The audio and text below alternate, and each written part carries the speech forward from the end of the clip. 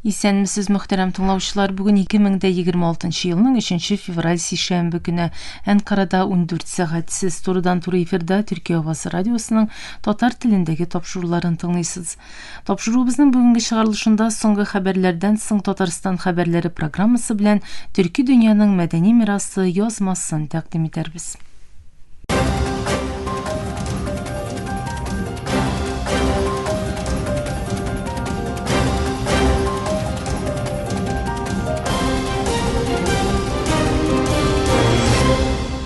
Соңгы хәбәрләр. Төркия илбашы Рәҗәп Тайип Эрдоган Үзәк банкка 2 яңа урынбасар билгеләде. Рәсми газетта басылып чыккан карарга күрә әлеге урынга Фатма Өзкул һәм Гази Исхак Кара билгеләнде. Өзкул моннан алда Үзәк банкның акча кредит сәясәте комитеты әгъзасы булып эшләде.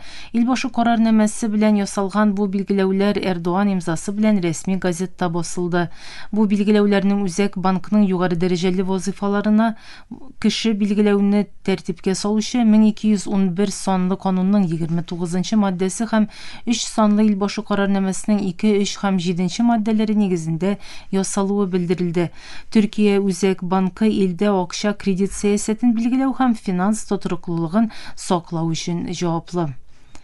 Төркия илбашы Рәҗәп Тайип Эрдоган бу атнада югары дәрәҗәдәге дипломатик сәфәргә чыга. Сишәмбе көнне Сөгүд Гарәбстанына, ә чәршәмбе көнне Мисырга бара.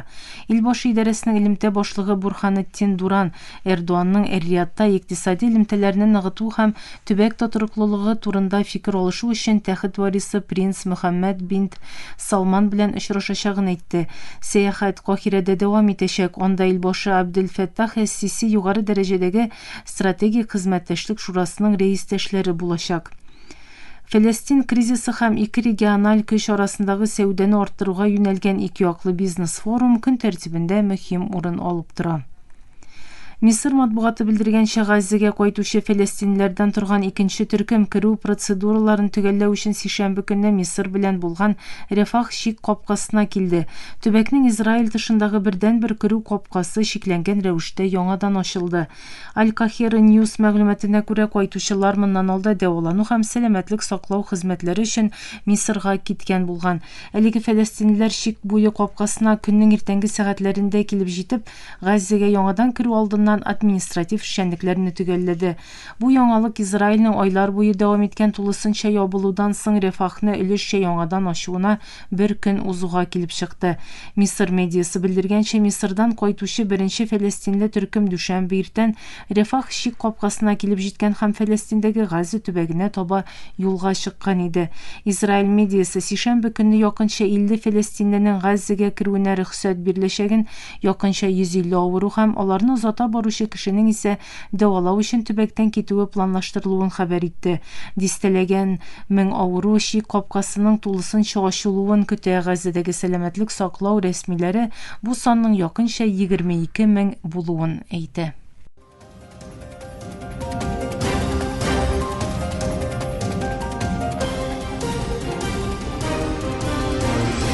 Төркия авазы долкыннарында соңгы хәбәрләр тыңлыйсыз.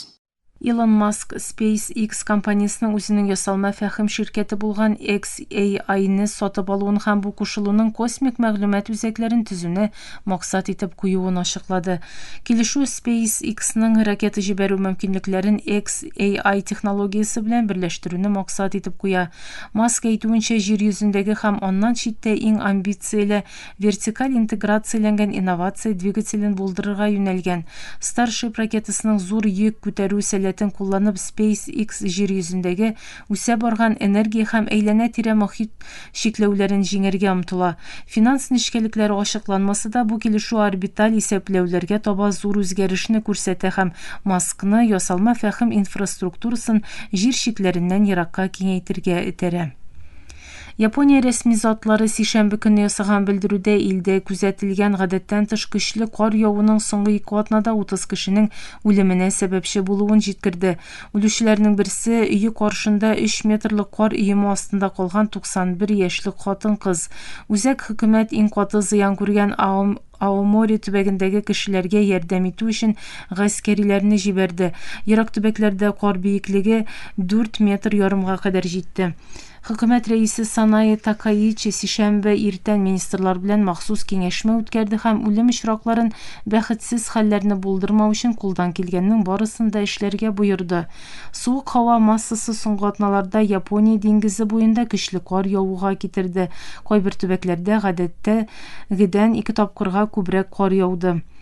Янгын һәм афәтләр белән идарә итү агентлыгы мәгълүматларына күрә, 20 һәм 21 гыйнварда көчле кар яву аркасында 30 кеше һәлак булган. Алар арасында Аомориның Аджигасава шәһәрендәге өй янында кар астында гәүдәсе табылган 91 яшьлек Кина Джин да бар. Җирле полиция хезмәткәре АФП агентлыгына белдергәнчә, түбәдән кар төшкән һәм хатын-кызның үлем сәбәбе тыны кысылып сулышсыз калу булган. Гәүдә янында кар көрәге табылган. Аомори губернаторы Сейчиро Мияшита дүшәмбе көнне Япония армиясыннан афәт урыннарында ярдәм соравын әйтте. Мияшита моны ялгыз яшәүче һәм кардан чистартуда булышуга мохтаҗ картларга ярдәм итү өчен сораган. Мөхтәрәм тыңлаучылар, сез Төркия Авазы радиосында соңгы хәбәрләр тыңладыгыз.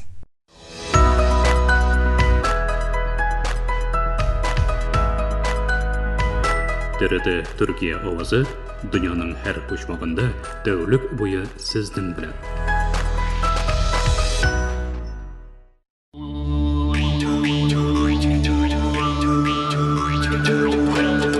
Төрки дөньяның мәдәни мирасы.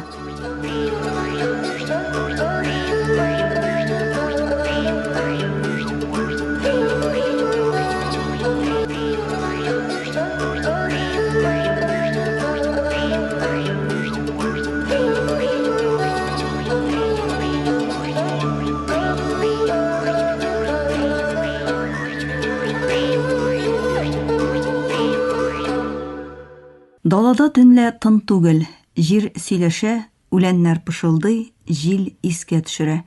Дала гасырлар дәвамында бер исемне кабатлый. Манас. Бу бар тик дастан гына түгел, ул бер халыкның үз-үзе белән сөйләшүе. Төрки дөньяның мәдәни мирасы тапшыруыбызның бүгенге чыгарылышында сүз Манас дастаны турында бара.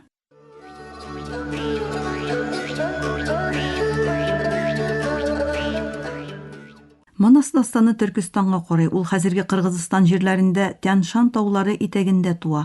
Шуңа күрә Манас беренче чиратта кыргызларның дастаны дип санала. Ләкин Манасны бер ил белән генә чикләү яки бер картага гына сыйдыру мөмкин түгел. Чөнки бу дастан чикләр хәтерендә түгел, дала хәтерендә туган. Манас дастанының тарихы юк, чөнки ул календарлар белән түгел, хәтер белән үлчәнә. Ул язып алынганчы гасырлар дәвамында сөйләнә, язуга күчкәндә дә тәмамланмый. Бүгенге көндә кулыбызда булган текстлар тулы Манас түгел, аның вариантлары. Шуңа күрә Манас дастаны тәмамланган түгел, дәвам итүче хәтер. Һәр сөйләүче дастанга үз сулышын өрә, һәр тыңлаучы аннан үз өлешен ала. Манас бер кайчанда бер китапка сыймый, чөнки ул хәрәкәттәге халык кебек, ул күченә, үзгәрә, әмма юкка чыкмый. Дастаннарда төп геройлар беренче тапкыр төшләрдә билгеле була. Манас дастанында Чыйырды хатун төннең иң тыныч вакытында төш күрә. Күк ярыла, далага бер арыслан төшә.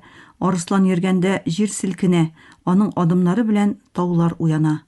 Бу төш баланы түгел, язмышны хәбәр итә.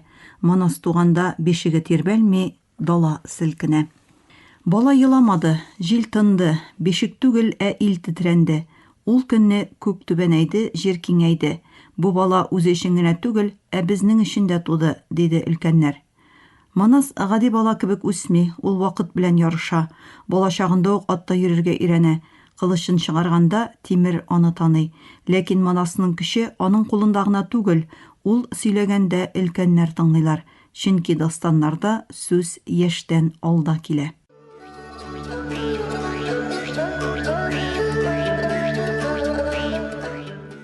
Манасның иң зур дошманы гаскәр генә түгел, чын дошман таркалу.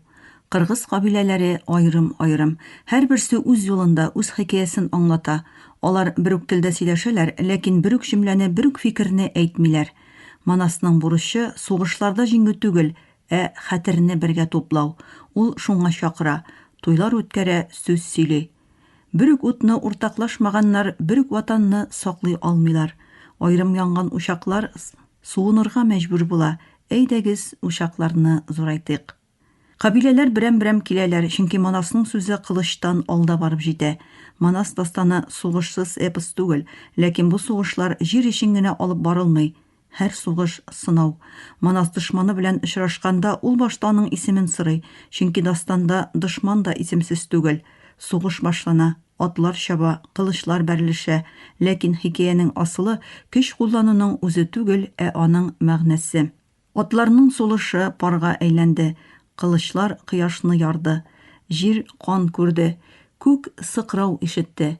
Манас ашу белән түгел, ватанны искә төшереп сукты.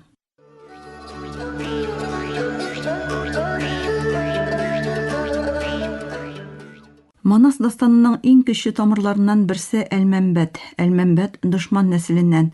Ул башка дөньядан килә, ләкин ул Манас белән очрашканда кылычын түгел, вөҗданын тыңлый.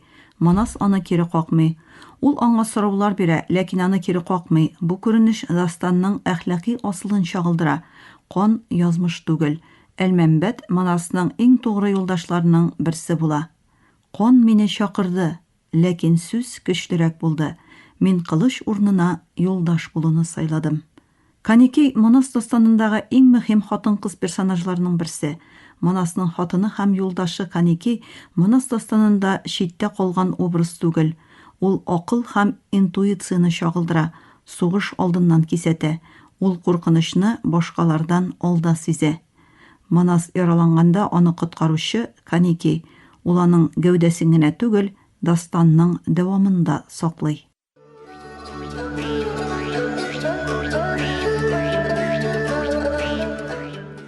Манас дастандагы герой буларак озын һәм авыр тормыш кичерә.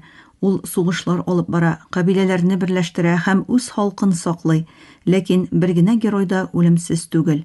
Дастанга күрә Манас картайгач һәм үз вазифасын тәмамлагач үлә, ләкин аның үлеме фаҗига түгел, дәвамчанлыкның символы. Манас үлгәч тә хикәя аның белән тәмамланмый. Улы Сәмәтәй, аннары оныгы Сәйтәк кебек буыннар белән дастан дәвам итә. Манас үлә, ләкин эпосны телдән сөйләүче Манасчы сөйләвен дәвам итә. Манас дастаны батырлык хикәясе генә түгел, ул безгә шуны өйрәтә. Көч сугышта гына түгел, бердәмлекне саклауда, мәдәниятны яшәтүдә һәм хәтерне саклауда. Манас Төркстаннан күтәрелгән тавыш, ләкин бу тавышның кайтавазы Анадолуда ишетелә. Мөхтәрәм тыңлаучылар, Төрки дөньяның мәдәни мирасы тапшыру тезмәбезнең бүгенге чыгарылышы ахырына якынлашты. Киләсе тапшыруда күрешкәнгә кадәр исән, имин булыгыз.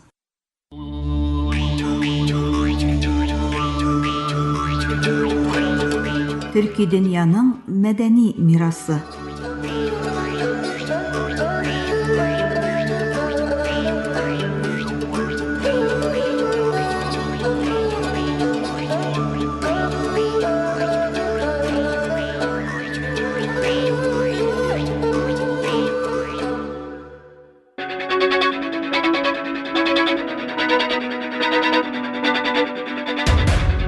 Төркия авазы радиосы бөтен дөньяга яңгырый.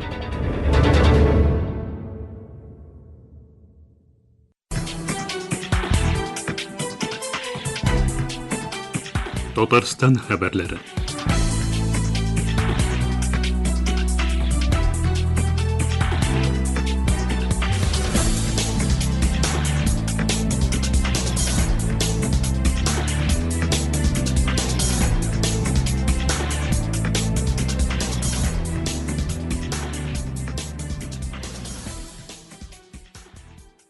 Татарстандагы һәм татар дөньясындагы кайбер вакыйгаларга кыскача күзәтү. Татарстанда 12 февральдән Радик Кудаяровның «Кара урман» исемле тулы метражлы нәфис фильмы күрсәтелә башлый. Бу хакта Татар кино матбугат хезмәте хәбәр итә. Сюжет үзәгендә татар шагыйре Муса Җәлил. Ул үзенең шигырьләрен каршылык коралына әверелдерә, ирек рухын сындыру мөмкин түгеллеген күрсәтә. Режиссер Радик Кудаяров шагыйрь һәм каһарманның тарихын мөмкин кадәр дөресрәк итеп тапшырырга омтылган. Фильмда татар музыкасы актив кулланыла. Финал кадрларында гильотина геройлар балаларның гомерләрен үзгәндә корбанлык символы булган Умурзая җыры яңгырый. Шулай Коръәннән Ясин сүрәсе дә укыла. Фильмның лейтмотивы булып борынгы татар җыры Кара урман тора. Фильм 2024 елда төшерелгән. Муса Җәлил ролен Тинчурин театры актеры Зөлфә Закиров башкара. Татарстан дәүләт җыр һәм бию ансамбле озак еллар дәвамында сәнгать җитәкчесе булган Лима Кустабаеваның 80 яшьлек юбилее уңаенна зур концерт куйды. Чара Тинчурин театр залында узды. Театр фойесында Лима Кустабаеваның иҗади эшчәнлегенә багышланган күргәзмә ясалган иде. Сез татар мәдәнияте үсешенә зур өлеш керткән шәхес. Сез тырыш, көчле хатын-кыз. Хезмәтегезне, халкыгызны, телегезне, милләтегезне яратасыз һәм бүген дә тугры булып яшисез. Сезне һәр эшегез үрнәк, үзегез эшләгән чорда ансамбльгә шушы коллектив белән бергә күпме җиңүләр китергәнсез. Бу соклануга лаек диде үз чыгышында Татарстан рәисе каршындагы мәдәниятне үстерү, ярдәм итү фонды башкарма директоры Нурия Хашимова. Башкортстанның Белорет районында тиздән танылган җырчы Вәсилә Фәттахова исемендәге урам пәйда булачак. Бу хакта Башинформ агентлыгына Белорет районы башлыгы Азат Хакимов хәбәр иткән. Рәсми затның сүзләренә караганда мәгълүмат адреслар реестрына кертелгән инде. Урам шәһәрнең яңа микрорайонында урнашачак. Вәсилә Фәттахова Белоретта 1979 елның 31 декабрендә туа. Ушалы сәнгать һәм мәдәният көллиятенең хор бүлеген тәмамлый. Уфа Дәүләт сәнгать институтының вокал бүлегендә укый. Эстрадада танылган җырчы Айдар Галимов төркемендә бэк-вокалист булып эшли. Вәсилә Фәттахова Урал Рәшитовның туган як җырын татар һәм башкорт телләрендә башкарып, меңләгән кешенең күңелен яулаган иде. Җыр Бәллүр Сандугач эстрада җыры фестивалендә интернациональ җыр номинациясендә иң яхшы җыр дип танылды. Шулай ук 2008 елда ел саен үткәрелә торган татар җыры халыкара фестивалендә 10 еллыкның иң яхшы хиты номинациясендә лауреат булды. 26 гыйнварда популяр җырчы Татарстанның һәм Башкортстанның атказанган артисты Вәсилә Фәттахованың вафат булуына 10 ел тулды.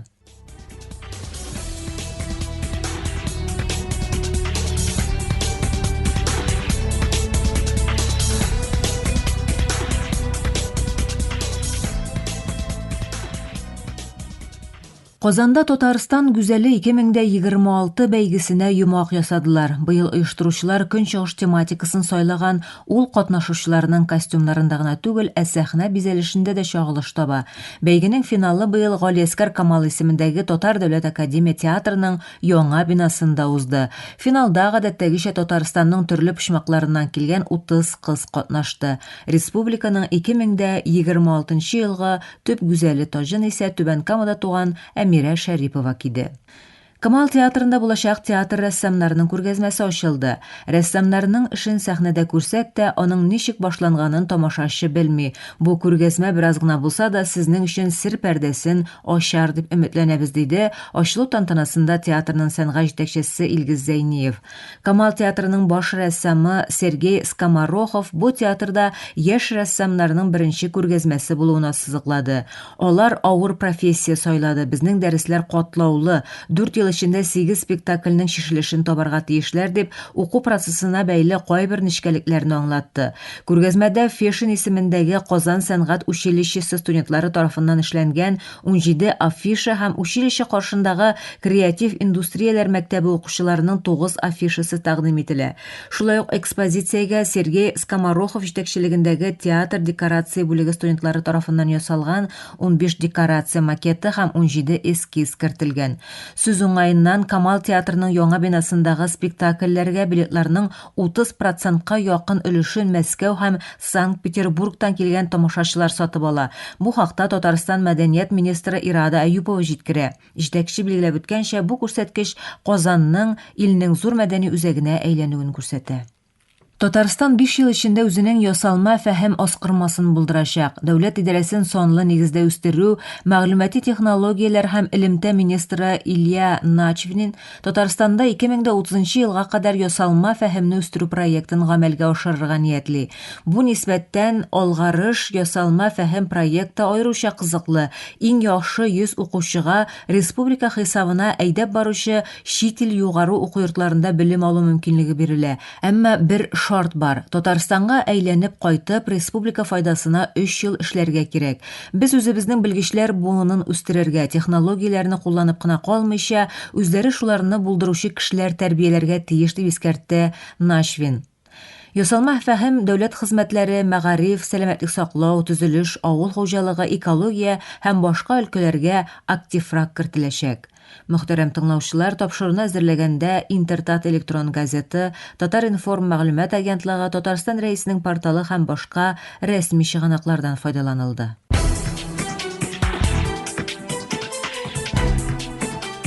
Татарстан хәбәрләре.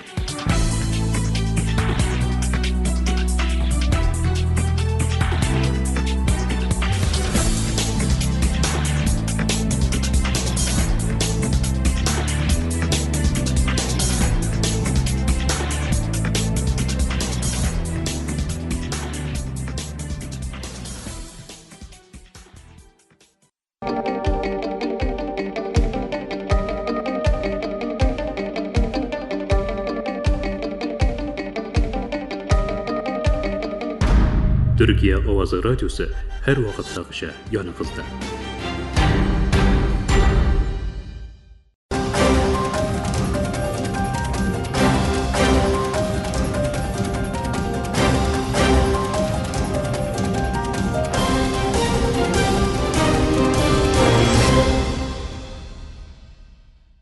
Мөхтәрәм тыңлаучылар, Türkiye Ovazı Radyosu'nun Tatar tilindəgi topşuları şuşunun bilen ahırına yakınlaştı. Topşularımızda yerçen, internet hem kısa telefonlarının TRT dinle qoşumtası oşa tığınılasız.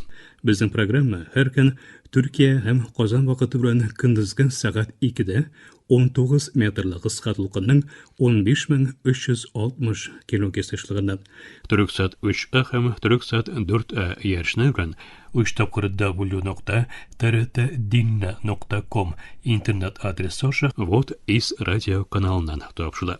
Ярты сәгатьлек тапшырабыздан кабатлавын Төркия һәм Казан вакыты белән сәгать кичке 8:40 42 дәрәҗә көнчыгыш юнәлешендәге Түрксат 3 һәм Түрксат 4 ярышлары белән www.trtdinna.com интернет адресы аша һәм кесә телефоннарының TRT Dinna кушымтасы аша. Вот Вест радио каналыннан тыңлыйларсыз. Тапшырабыз турында уй-фикерләрегез һәм киңәш тәкъдимнәрегезне көтеп калабыз. Мөхтәрәм тыңлаучылар, безнең адрес латин хәрефләре белән PK 33 Yeni Şehir, Ankara, Türkiye. Poçta indeksi 06443. Elektronik poçta adresimiz tatar_trt.net.tr. Әлегә без сезнең белән саулашабыз. Эфирдә киләсе очрашуга кадәр.